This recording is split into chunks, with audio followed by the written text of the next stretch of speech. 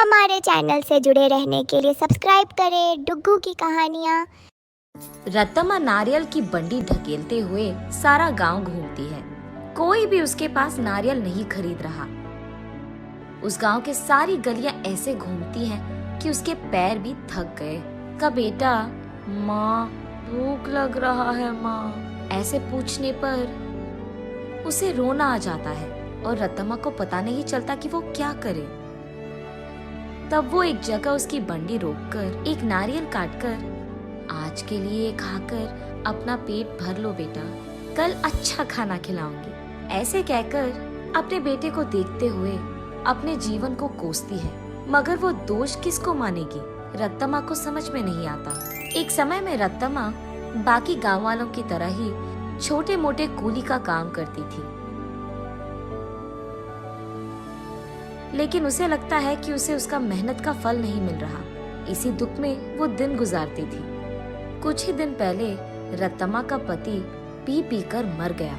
घर के सारे पैसे वो अपने दारू में लगा दिया और घर में एक फूटी कौड़ी भी नहीं है। इसीलिए रत्तम्मा को क्या करे ये पता नहीं चल रहा था और उसे इसी बात का डर था कि वो अपने बेटे को कैसे पढ़ाएगी। एक दिन वो अपने घर के बरामदे में बैठकर यही सोचती रहती है कि वो पैसे कैसे कमाएगी। तभी फैसला करती है कि वो एक छोटा सा व्यापार करेगी। इसी सोच में वो जब सर उठाकर ऊपर देखती है, उसके घर के ठीक सामने मौजूद एक नारियल का पेड़ उसे नजर आता है।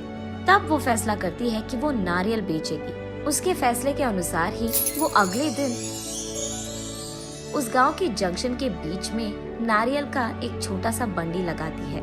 लेकिन तब तक उसी जंक्शन पे दो और ऐसे व्यापारी थे जो नारियल बेच रहे थे। उन दोनों के वजह से रत्तम्मा का व्यापार ठीक से नहीं चलता है। इसी कारण 2-3 दिनों से रत्तम्मा की बंडी से सिर्फ 2 या 3 नारियल ही बिके थे। बाकी सारे वैसे के वैसे ही रह गए। ये देख निराश होकर रत्तम्मा ये फैसला करती है कि अगर वो गांव के सारी गलियां घूमकर बेचने की कोशिश करेगी तो कम से कम कुछ तो बिक जाएंगे। तब जाकर वो ऐसे गलियों में घूमती रही। आंखों में से निकल रहे आंसू को पोंछकर वो बस अपनी किस्मत को कोसकर घर जाने ही लगती है कि बीच रास्ते में उसे एक पाठशाला नजर आती है। उस पाठशाला के बच्चे वहाँ बेच रहे स्नैक्स को देख उस दुकान के चारों ओर घेर कर उनको खरीदने लगते हैं। ये देख रत्तम्मा का बेटा, माँ मुझे भी वो खाना है माँ, ऐसे वो भोला बच्चा पूछता है। ठीक तभी अचानक रत्तम्मा को एक अच्छी योजना सूझती है। तब वो उसके बेटे से ऐसे कहती है, हमारे पास उसको खरीदने के पैसे नहीं है बेटा, लेकिन घर जाते ही मैं तुम्हारे लिए एक बहुत अच्छी मिठाई बनाऊंगी, ठीक है? चलो हम अभी घर चले जाएंगे। घर आते ही बचे नारियल में से कुछ ही को काटकर उनसे कुछ मिठाइयाँ बनाती है और उन मिठाइयों को अगले ही दिन उस पाठशाला के पास बेचने लगती है। उस दिन तक किसी ने भी नारियल से बनाए हुए मिठाई को वहाँ पे नहीं बेचा था, इसीलिए पाठशाला में मौजूद सारे बच्चे एक ही बार में वहाँ आकर सारे मिठाइयाँ खरीद लेते हैं। बस रत्तम्मा की खुशी का कोई सीमा नहीं। घर जाते ही वो नारियलों से दूसरी तरह की मिठाई बनकर अगले ही दिन वहाँ आकर उसे बेचती है। पिछले दिन की तरह ही बच्चे वहाँ आकर सारी मिठाइयों को खरीद लेते हैं।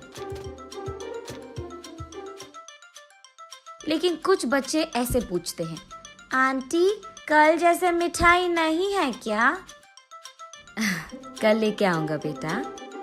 ये कहकर घर पहुंचते ही अगले दिन के लिए नारियल से ही 2-3 प्रकार की मिठाइयाँ बनाती है। तीसरे दिन भी सारी मिठाइयाँ बिक जाती है। तब वहाँ मौजूद बाकी व्यापारी ये देख रत्तम्मा के पास आकर ऐसे कहते हैं, अम्मा कुछ मिठाइयाँ हमको भी बेचो, वो हमारे दुकान में बेचेंगे हम तुम्हें दुगना पैसे देंगे इनके लिए, ऐसे कहते हैं। ये सुनकर रत्तम्मा इस बार ज्यादा मात्रा में मिठाइयों को बनाकर अगले दिन वहाँ के व्यापारियों को बेचती है दुगने गुना में। बचे सारे पाठशाला के बच्चों को हमेशा की तरह बेचती है। ये देख बच्चे सारे वापस रत्तम्मा के पास ही मिठाइयाँ खरीदते हैं। ये देख बाकी व्यापारी रत्तम्मा से ऐसे कहते हैं, तुम अगर ऐसे ही हमारे बगल में दुकान लगाकर वही मिठाइयाँ कम दाम में बेचोगे तो हमारा धंधा कैसे चलेगा मैम? अगर तुम्हें बेचना है तो हमारे ही दाम पे बेचना होगा। तब रत्तम्मा, लेकिन बच्चे इतने दाम पे कैसे खरीदेंगे? उस सब से हमारा कोई लेना देना नहीं। अगर यहाँ धंधा करना है तो हमारी सुनो, वरना यहाँ से निकल जाओ। ऐसे कहते हैं। ये सुनकर रत्तम्मा उसके घर पहुंचकर बहुत सोचने लग जाती है। अगले दिन वो उस पाठशाला के पास एक बड़ा सा मिठाई का दुकान ही खोल देती है। उसमें सिर्फ नारियल से बनाई हुई मिठाइयाँ ही बेचती है। अब रत्तम्मा को किसी से कोई लड़ाई करने की जरूरत नहीं पड़ेगी। दूसरी तरफ रत्तम्मा की तरह नारियल से मिठाई बनाकर बेचने वाला उस गांव में और कोई नहीं था। अब इस कारण रत्तम्मा के मिठाई का दुकान सिर्फ बच्चे ही नहीं बल्कि सारा गांव जाता था। कुछ ही दिनों में रत्तम्मा अमीर बन जाती है और उसी पाठशाला में वो अपने बेटे को पढ़ाती भी है।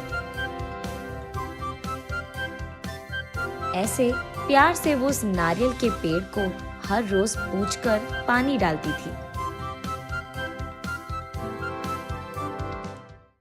हमारे चैनल से जुड़े रहने के लिए सब्सक्राइब करें डुग्गू की कहानियाँ।